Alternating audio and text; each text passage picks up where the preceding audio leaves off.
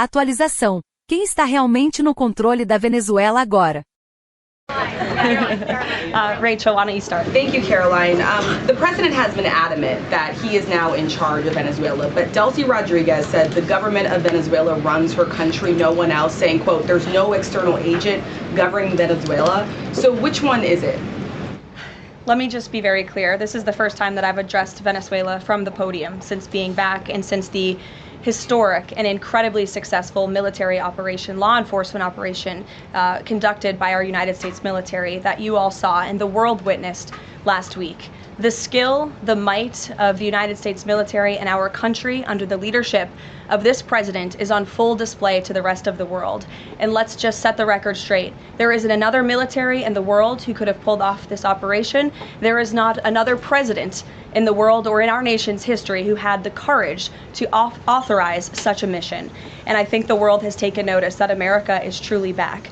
With respect to Venezuela, the Trump administration, led by Secretary Rubio, the vice president, and the president's entire national security team, is in close correspondence with the interim authorities in Venezuela. We obviously have maximum leverage over the interim authorities in Venezuela right now, and the president has made it very clear that this is a country within the United States, the Western Hemisphere, close by the United States, that is no longer going to be sending illegal drugs to the United States of America. It's no longer going to be sending and trafficking illegal people and criminal cartels to kill American citizens as they have in the past. And the president is fully deploying his peace through strength foreign policy agenda.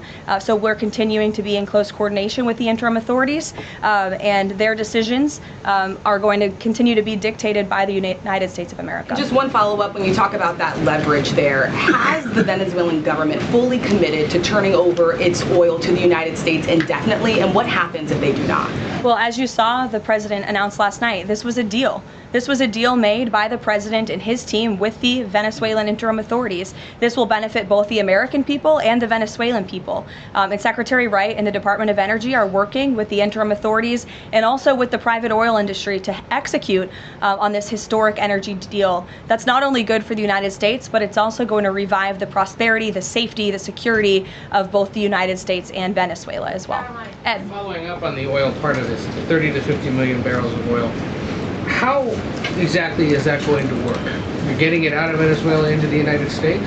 Yes. And then what? That's exactly right. So as you know, Ed, as the president announced last night, this was the sanctioned oil that was basically just sitting in barrels, sitting on ships because of the effective quarantine of the United States of America. And the interim authorities have agreed to release that oil to the United States, so it will be arriving here at home very soon. The United States government has already begun marketing Venezuelan crude oil in the global marketplace for the benefit of the United States, engaged the world's leading commodity marketers, key banks to execute and provide financial support for these crude oil and crude product sales.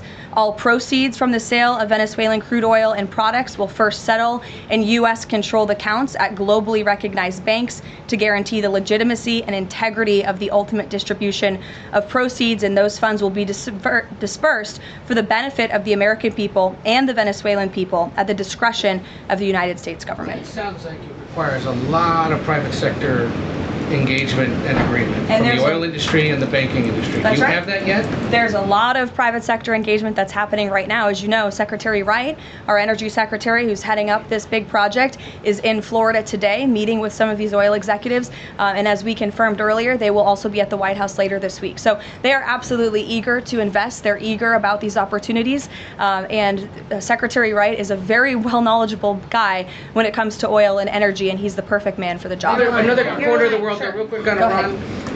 Go ahead. So just to follow up on the oil, 30 to 50 million barrels is an initial tranche, if you will, and then what happens after that? What I won't get ahead of the plans that the president and his team are currently speaking with the interim authorities about, but rest assured, there is a long-term plan here. Secretary Rubio and the entire team are working diligently on it, and this is just sort of the first action that you all are seeing. Ed. Yeah, thanks, Caroline. So in order to get these oil companies to invest billions in Venezuela, how will the U.S. reassure that their workers will be safe in Venezuela? Could there be troops involved? At this point in time, as you know, there are no troops on the ground in Venezuela. The president, of course, reserves the right to use the United States military if necessary. It's not something he wants to do. Diplomacy is always the first option, as you saw. He tried that with Nicolas Maduro, but unfortunately, he was an illegitimate dictator and an unserious person. And so President Trump authorized this law enforcement operation, and now Nicolas Maduro is sitting in a prison cell in New York. So certainly the president is going to do what's in the best interests of the American people, and that includes workers from our energy and oil industry as well. With that meeting tomorrow, what is the message the president is going to give to the oil executives, and what does he want to hear? Well, the meeting is on Friday, and it's just a meeting to discuss, obviously, the immense opportunity that is before these oil companies right now. Stephen. Thank you, Caroline, and congratulations again. Thank you. The New Yorker had a story yesterday on the vice president, and it questioned his, quote, notable absence on Venezuela.